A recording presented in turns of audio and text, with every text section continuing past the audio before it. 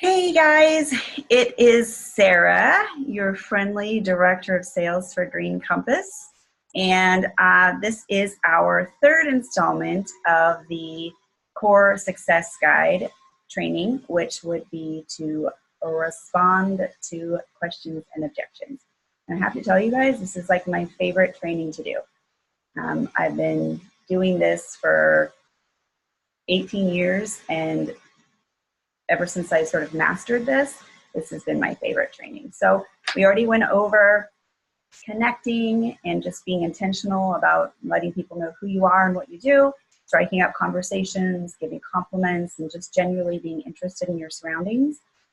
We talked about offering and how to use the tools and the resources that are provided to you to help you be the messenger, not the message, about how to generate interest and just offer people the opportunity to check out your product or check out a video or try a sample and give you their feedback. So now we're on to responding.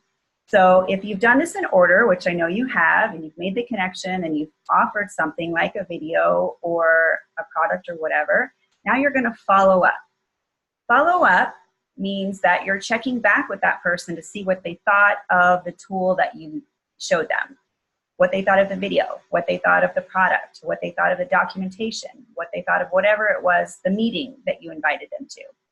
And this is where the fortune is. I'm sure you know that if you don't follow up, somebody might be out there thinking, yeah, that was great, but they're still not going to come back to you because, you know, it takes a little bit of effort and maybe they put it on the back burner or they forget your phone number, all kinds of things. So you want to make sure that you are the one following up. And the easiest way to do that, and the most comfortable way, is to let them know during the offer phase that you're going to follow up. And even setting a time to do so. I'll follow up with you on Friday. Is that good for you? Morning or afternoon? Or I'm going to circle back with you on Monday. What's a good time to reach you? Or how do you prefer that I follow back with you? Would you prefer me to call you, text you, email you? What works best? And when you have that sort of agreement with someone, then it's not uncomfortable to follow up. You're not bothering them. You're providing a service. And you are adhering to your word. And that's what you want to do in business, right?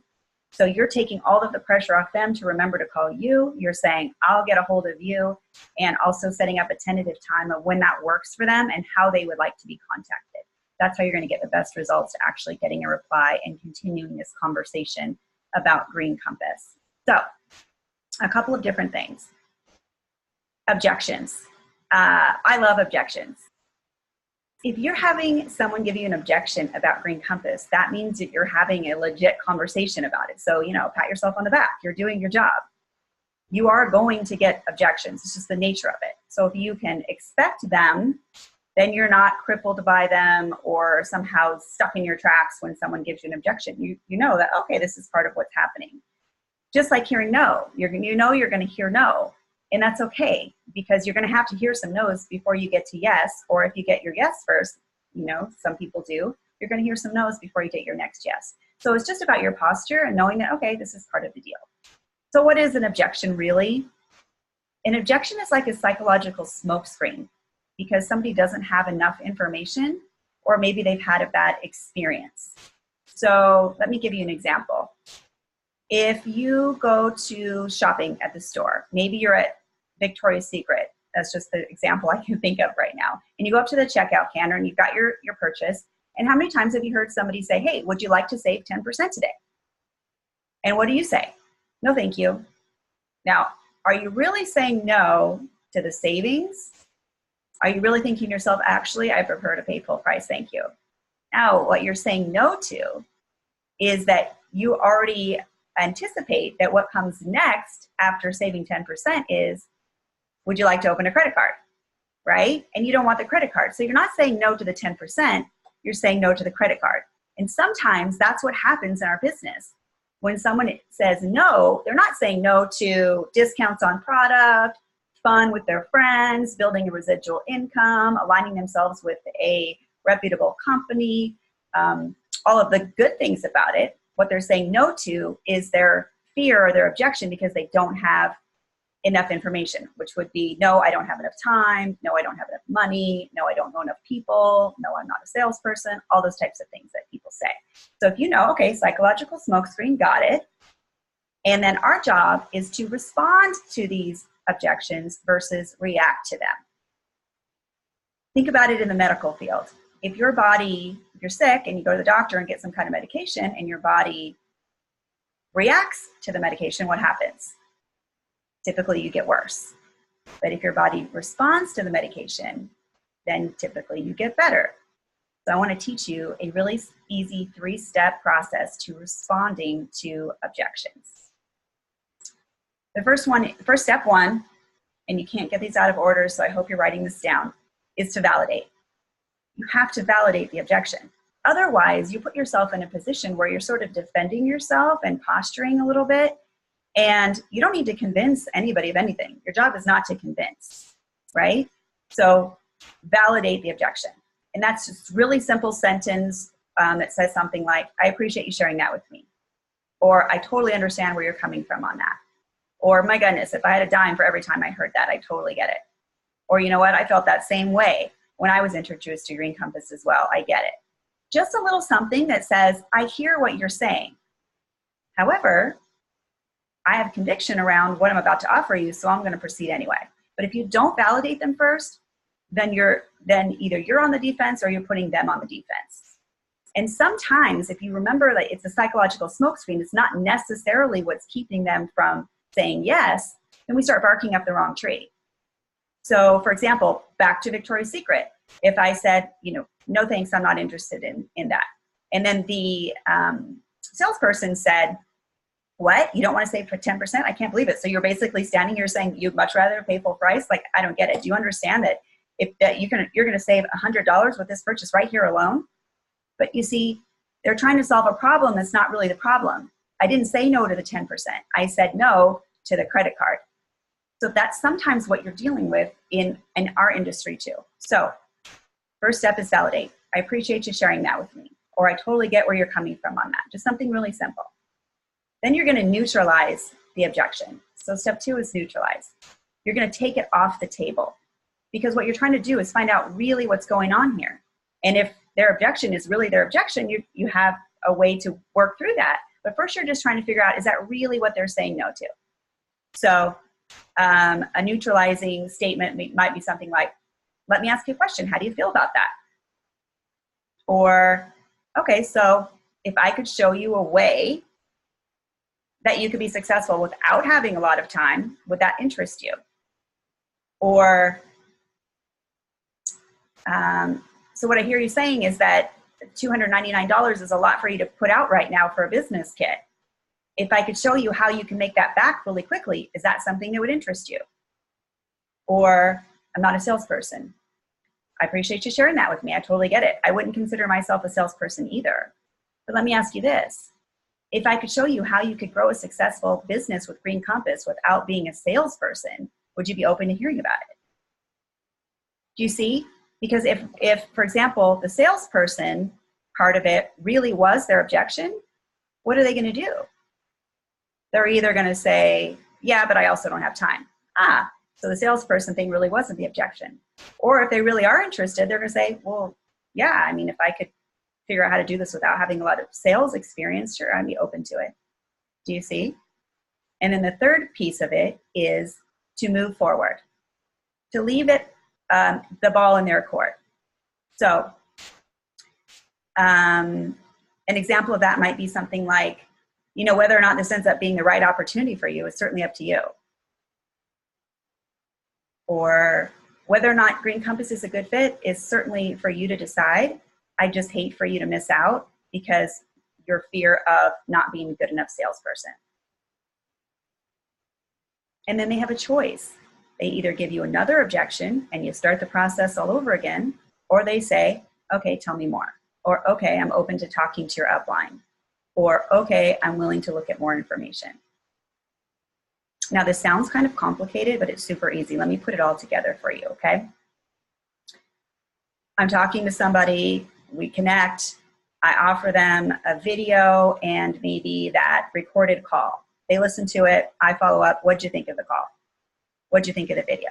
You know what, I thought it was really interesting, but to be honest, Sarah, I'm just not a salesperson. I don't really think that I would do well with Green Compass. And my response would be, you know what, I totally get it. I appreciate you being honest with me about that. And let me tell you, I wouldn't consider myself a salesperson either. But let me ask you this. If I could show you how simple this is without having any sales experience, would you at all be open to checking it out? You know, at the end of the day, whether or not this is a good opportunity for you is certainly up to you, but I'd hate for you to miss out because you were worried about not being good enough in sales.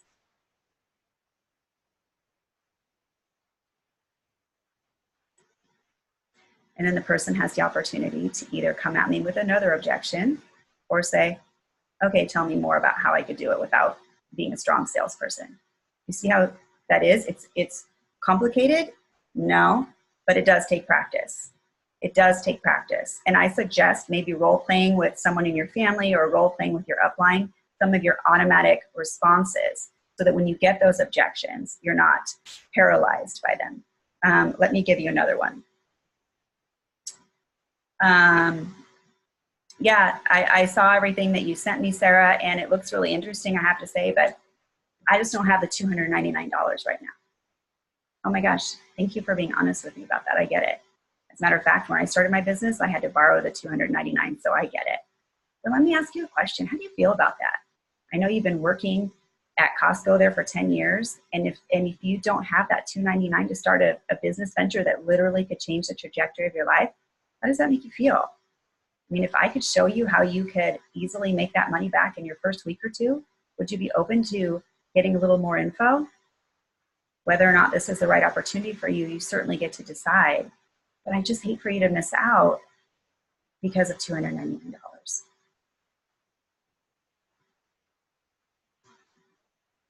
And what's she going to do? She's going to say, yeah, you know what? Now that I think about it, I've been working really hard, 10 hours a day for the last 10 years, and I don't even have an extra $299. That kind of makes me mad. I don't want to have to say that again. I want to take a little bit more control over my financial destiny. Tell me more. Or it might give me another objection. And I would start all over again. Always making sure I validate the objection first. Always making sure that I remove it from the table. And then moving forward, putting the ball in their court. Because when you neutralize an objection, they can't bring it back up. If I just had that conversation with her, she can't say, yeah, but I don't have the $299. I just took that objection off the table by saying, I hear you. How does that make you feel? What if I could show you how to make it back really quickly? Or what if I could show you a way to make this work for you? She can't go, yeah, but I don't have the $299. You see, she can't bring the objection back up because we neutralized it. But what we tend to do when someone gives us an objection is we tend to problem solve.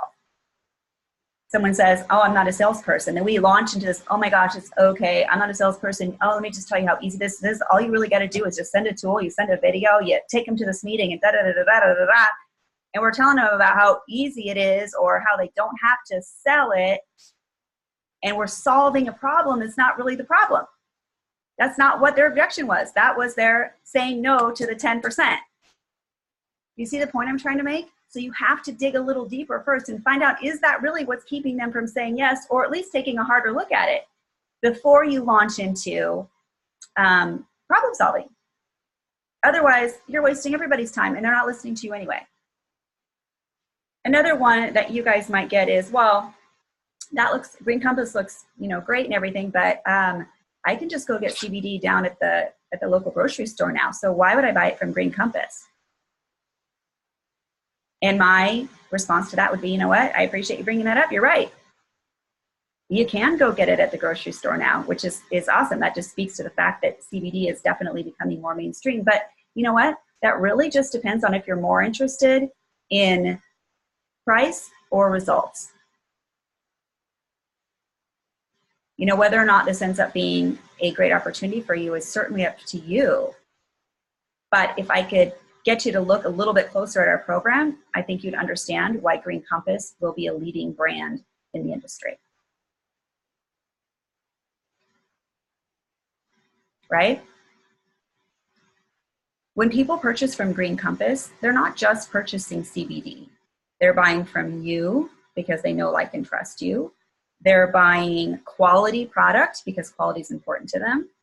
And they're also buying convenience, having the ability to have it shipped directly to their door, especially monthly as they're going to run out of it. So they don't have to go back to the store and keep getting it. So it's not just about the price. And by the way, side note, if we start selling on price, we've already lost the game. And it has nothing to do with what our price is, just price in general. We're not selling on price. We're selling on convenience. We're selling on our relationships. We're selling on quality. And we're selling on trust. So what I'd like you to do in your spare time, if there is such a thing, is really just practice. Write down some objections. Write out a neutralizing statement, a validating statement, a neutralizing statement, and a moving forward statement. And practice it. Say it in the mirror, say it to your family, say it to your upline, role play at a team meeting. This is a really powerful tool for overcoming objections. And it makes a huge difference in your results as far as who decides to become a customer with you and who decides to join your organization as an advocate. There's nothing worse than someone talking to you and in your mind you're thinking about your grocery list because you really don't care, right? Because they're so far off what you're really thinking that you're just wasting your time. And sometimes I think that's what happens when we dive into the solution mode before really digging into what the actual objection is, what that psychological smokescreen is. Because what they're thinking typically is, it's a pyramid scheme, or I don't think anybody ever really makes money at this, or it's not going to last long.